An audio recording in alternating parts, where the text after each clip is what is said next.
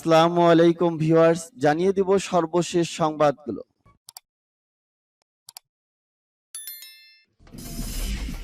সংবাদের শুরুতেই জানিয়ে দিব সংবাদ শিরোনাম। ইউক্রেন যুদ্ধ, অর্থনৈতিক সংকট আর ইরানের বিদ্রোহে টালমাটাল বিশ্ব। সিরিয়ায় আইএসের উত্থানে চলছে সন্ত্রাস বিরোধী অভিযান। ইইউর সঙ্গে রাশিয়ার সম্পর্ক এখন সর্বনিম্ন পর্যায়ে, বললেন র্যাবলভ। এবং জানিয়ে দিব সর্বশেষ শিরোনাম, পাল্টা পদক্ষেপ, ওইসব দেশের কাছে তেলই বিক্রি করবে না রাশিয়া। এতক্ষণ শুনছিলেন সংবাদ শিরোনাম, এখন শুনবেন সংবাদের বিস্তারিত। তো বন্ধুদের কাছে রিকোয়েস্ট রইল, এই ভিডিওতে একটা লাইক দিবেন, ভালো লাগলে অবশ্যই বন্ধুদের মাঝে শেয়ার করে দেবেন। ইউক্রেন যুদ্ধ, অর্থনৈতিক সংকট আর ইরানের বিদ্রোহে টালমাটাল বিশ্ব। 2022 সালে প্রকৃতি যেমন দেখিয়েছে তার বৈরী রূপ, তেমনি ক্ষমতার লড়াইয়েও নিজেদের আধিপত্য বিস্তারে মানুষও দেখিয়েছে তার হিংস্রতা। দিন দিন অশান্ত হয়ে উঠেছে পৃথিবী। লোভ, লালসা, হিংসা, হানাহানি মানব সভ্যতাকে ধ্বংসের দিকে টেনে নিয়ে যাচ্ছে। মানুষ যেন হয়ে উঠেছে প্রকৃতির শত্রু। চলুন জেনে নেই এ বিষয়ে এবছরের বিশ্বব্যাপী সবচেয়ে আলোচিত কয়েকটি ঘটনা। রাশিয়া ইউক্রেন যুদ্ধ। ফেব্রুয়ারি 24, 2022 ইউক্রেনে বিশেষ সামরিক অভিযান শুরু করে রাশিয়া।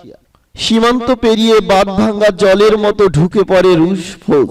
দুই প্রাক্তন সোভিয়েত সদস্যভুক্ত দেশের মধ্যে শুরু হয় প্রবল যুদ্ধ, কিন্তু এখনো কিয়েভ দখল করতে পারেনি রাশিয়া।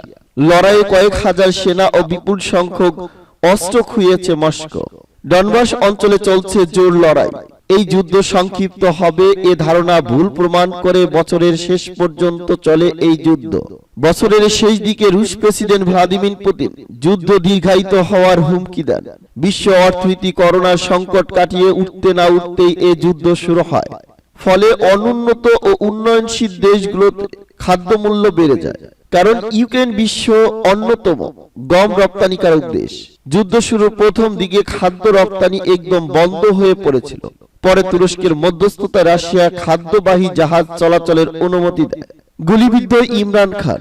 2022 সালের পাকিস্তানের অভ্যন্তরীণ রাজনীতি সাক্ষী থাকে তুমুল ডামাডোলের। বিরোধীদের প্রবল আক্রমণে এপ্রিল মাসে প্রধানমন্ত্রী পদ হারান তেহরিক ই ইনসাফ দলের প্রধান ইমরান খান। তারপর নভেম্বর মাসে ওয়াজিরাবাদে ইমরানের রিয়েল ড্রিম মিছিলে হামলা চালান এক বন্দুকবাজ। গুলিবিদ্ধ হন প্রাক্তন পাক প্রধানমন্ত্রী। জখম হন তার দলের অন্তত 15 জন। নভেদ বশির নামের হামলাকারীকে গ্রেপ্তার করে পুলিশ।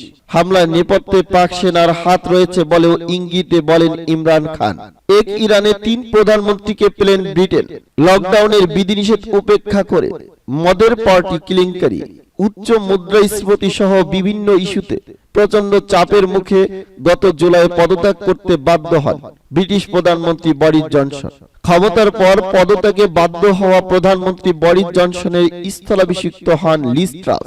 শুল্ক হ্রাসের পরিকল্পনা ঘিরে তৈরি হওয়া অস্থিতিশীলতা পরিস্থিতিতে প্রধানমন্ত্রীর দায়িত্ব নেওয়ার মাত্র 49 দিনের মাথায় পদত্যাগ করেন তিনিও। ব্রিটেনের রাজনীতির ইতিহাসে সবচেয়ে ক্ষণস্থায়ী প্রধানমন্ত্রীর দায়িত্বে ছিলেন ট্রাস।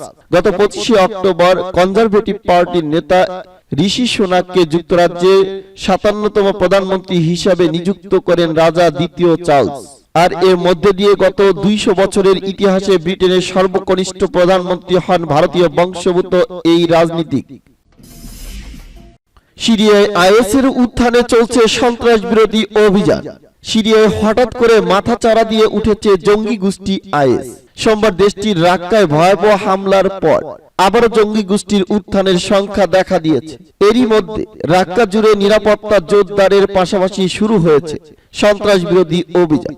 সংবাদ মাধ্যমের খবরে জানা যায়, গেল সোমবার সিরিয়ার রাক্কায় কুর্দি সশস্ত্র বাহিনী সিরিয়ান ডেমোক্রেটিক ফোর্সকে লক্ষ্য করে গুলি চালানো হয়। এতে নিহত হন বেশ কয়েকজন। পরে ওই হামলার দায় স্বীকার করে জঙ্গি গোষ্ঠী আইএস। দীর্ঘদিন পর জঙ্গি গোষ্ঠী এ ধরনের হামলার পর নড়েচড়ে বসছে নিরাপত্তা বাহিনী। দীর্ঘদিন পর জঙ্গি গোষ্ঠীটি মাথা চাড়া দিয়ে উঠায় আবারও হামলার সংখ্যা দেখা দিয়েছে। স্থানীয় এক বাসিন্দা বলেন, নিরাপত্তা নিয়ে আতঙ্কে আছি, 2-1 দিন গেলে হয়তো ঠিক হয়ে যাবে। তবে এভাবে যদি আরো হামলা চালানো হয় তখন বিপদ। স্বাভাবিকভাবে চলাফেরা করা যাবে না, কাজ করতে পারবো না, ঘরে বসে থাকতে হবে। সন্ত্রাসী হামলার পর সিরিয়ায় রাক্কায় নিরাপত্তা ব্যবস্থাকে জোরদার করা হয়েছে, বসানো হয়েছে তল্লাশি চৌকি। শহর জুড়ে কারফিউ জারির পাশাপাশি চলছে তল্লাশি অভিযান। সন্ত্রাস বিরোধী অভিযান জোরদার করতে তৈরি করা হয়েছে যৌথ বাহিনী। বার্তা সংস্থা এপিকে দেওয়া সাক্ষাৎকারে নিরাপত্তা বাহিনীর এক কর্মকর্তা বলেন, এসডিএফ এর ওপর এই হামলা আইএসের শুরু মাত্র। বড় ধরনের হামলার জন্য জঙ্গি গোষ্ঠীটি প্রস্তুতি নিচ্ছে বলেও জানান তিনি। ভয়াবহ আত্মঘাতী হামলা চালাতে বিভিন্ন জায়গায় 5টির বেশি স্লিপার সেল তৈরি করছে বলে দাবি এই কর্মকর্তা। এসডিএফ এর মুখপাত্র আলী আল হাসান বলেন, রাক্কার একটি কারাগারের কাছে হামলা চালানো হয়। সেখানে বন্দী থাকা আইএস সদস্যদের ছিনিয়ে নেওয়ার ষড়যন্ত্র করেছিল, তবে সেটা সম্ভব হয়নি। গতকাল থেকেই আমাদের যৌথ অভিযান শুরু হয়েছে, এলাকা জুড়ে এটি চলছে। সাধারণ মানুষের নিরাপত্তায় পুরো রাক্কায় কারফিউ জারি করা হয়েছে, যে কোনো ধরনের হামলা প্রতিহত করা হবে। মার্কিন অভিযানে ইরাকের সাদ্দাম সরকারের পতনের পর 2013 সালে উত্থান ঘটে আইএসের। সিরিয়া ও ইরাকের একাংশ নিয়ে ঘোষণা করে ইসলামী খেলাফতের দখল করে চলে ইরাক ও সিরিয়ার একের পর এক শহর। 2015 সালে মার্কিন নেতৃত্বাধীন যৌথ বাহিনীর অভিযান শুরু হলে পতন ঘটতে থাকে আইএসের। দখলমুক্ত করা হয় ইরাকের মুসুল সহ বেশিরভাগ শহর। বর্তমানে আইএসের প্রভাব না থাকলেও এ হামলা আবারও আইএসের উত্থানের সংখ্যা বাড়িয়েছে। ইইউর সঙ্গে রাশিয়ার সম্পর্ক এখন সর্বনিম্ন পর্যায়ে, বললেন ল্যাভরভ। ইউরোপীয় ইউনিয়নের সঙ্গে রাশিয়ার সম্পর্ক এখন সর্বনিম্ন পর্যায়ে বলে মন্তব্য করেছেন রাশিয়ার পররাষ্ট্রমন্ত্রী সার্গেই ল্যাভরভ। রাশিয়ান সংবাদ মাধ্যম আরেকটি জানায়, মঙ্গলবার প্রকাশিত এক সাক্ষাৎকারে তিনি এ মন্তব্য করেছেন। এ সময় ল্যাভরভ বলেছেন, ইইউ প্রশ্নাতীতভাবে মার্কিন যুক্তরাষ্ট্রকে অনুসরণ করে মস্কোর বিরুদ্ধে একটি হাইব্রিড যুদ্ধ ঘোষণা করেছে। ব্লাসেরাসের নীতি শুধু ইইউ নাগরিকদের স্বার্থ ও মঙ্গলকে ক্ষতিগ্রস্ত করেছে। আমাদের কোনো সমস্যা হয় ওয়াশিংটনকে মস্কোর সঙ্গে জ্বালানি নিয়ে আলোচনা করতে ইইউ দেশগুলোকে বাধা দেওয়ার অভিযোগও করেছেন ল্যাভরভ। যদিও রাশিয়ার জ্বালানি সরবরাহ কয়েক দশক ধরে ইউরোপকে অভূতপূর্ব সমৃদ্ধি দিয়েছে বলে দাবি করেছেন তিনি। ল্যাভরভ বলেছেন, ইউরোপীয় ইউনিয়নের সঙ্গে রাশিয়া আর স্বাভাবিকভাবে বাণিজ্য সম্পর্ক রাখবে না। ল্যাভরভ উদাহরণ দিয়ে বলেছেন, প্রাচীনের সঙ্গে মাথা ঠেকানোর কোনো ইচ্ছা আমাদের নেই, বরং ইউরোপের বাইরের দেশগুলোর সঙ্গে সম্পর্ক তৈরিতে রাশিয়া আরো যত্নবান হবেন বলে জানিয়েছেন তিনি। ল্যাভরভ জানান, মস্কো ভবিষ্যতে আরো বাস্তববাদী ইউরোপীয় নেতাদের সঙ্গে সম্পর্ক স্থাপনে প্রস্তুত, কিন্তু বলেন, যদি কিছু রাজনীতিবিদ ইউরোপে নিজেদের প্রস্তুত করেন যারা রাশিয়ার সঙ্গে সমান এবং পারস্পরিকভাবে অংশীদারিত্বের সব সুবিধা বুঝেন, আমি নিশ্চিত করতে পারি আমাদের পক্ষে কোনো সমস্যা থাকবে না। তিনি আরো বলেন, আমরা বাস্তববাদী, আমরা সেই কয়েকজন ইউরোপিয়ানের সঙ্গে কাজ চালিয়ে যাব যারা রাশিয়ার সঙ্গে বন্ধুত্ব লালন করে। আমরা রুশো ফরিয়াদদের সঙ্গে সহযোগিতা করব না। ইউক্রেন মস্কোর সামরিক অভিযানের পর ইউরোপীয় ইউনিয়ন নিষেধাজ্ঞার মাধ্যমে ধীরে ধীরে রাশিয়ার জ্বালানি আমদানি কমাতে শুরু করে, যার মধ্যে রয়েছে সমুদ্রবাহী রাশিয়ান তেলের ইইউ আমদানির উপর নিষেধাজ্ঞা। সেই সঙ্গে রাশিয়ান সমুদ্রবাহিত অপরিশোধিত তেলের $60 ধার্য করা। জুলাইয়ের শেষের দিকে ইউরোপীয় ইউনিয়নের সদস্য দেশগুলো রাশিয়ার জ্বালানির উপর তাদের নির্ভরতা কমাতে আগামী মাসগুলোতে তাদের গ্যাসের ব্যবহার 50% কমানোর পরিকল্পনায় সম্মত হয়েছে। এই নিষেধাজ্ঞা এবং ইউরোপীয় সংঘাতের কারণে ইইউতে জ্বালানি সংকট দেখা দিয়েছে। গ্যাসের দাম রেকর্ড উচ্চতায় উঠে গেছে।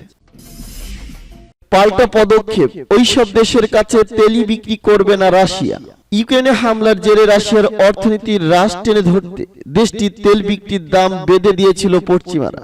তারা ব্যারেল প্রতি রুশ তেলের সর্বোচ্চ দাম $60 বেঁধে দিয়েছিল। এবার সেই সিদ্ধান্তের প্রতিক্রিয়ায় বড় পদক্ষেপ নিল রাশিয়া। পশ্চিমাদের বেঁধে দেওয়া দাম মেনে নেওয়া দেশ ও কোম্পানিগুলোর কাছে তেল বিক্রি না করার আদেশ জারি করলেন রাশিয়ার প্রেসিডেন্ট ভ্লাদিমির পুতিন। আগামী 1 ফেব্রুয়ারি থেকে ওইসব দেশের কাছে অপরিশোধিত তেল ও তেল জাতীয় পণ্য রপ্তানি নিষিদ্ধ করেছে মস্কো। তবে প্রেসিডেন্সিয়াল আদেশে বলা হয়েছে, পুতিনের বিশেষ সিদ্ধান্তে নির্দিষ্ট দেশের ক্ষেত্রে তেল বিক্রির নিষেধাজ্ঞা প্রত্যাহার করে নেওয়া হতে পারে।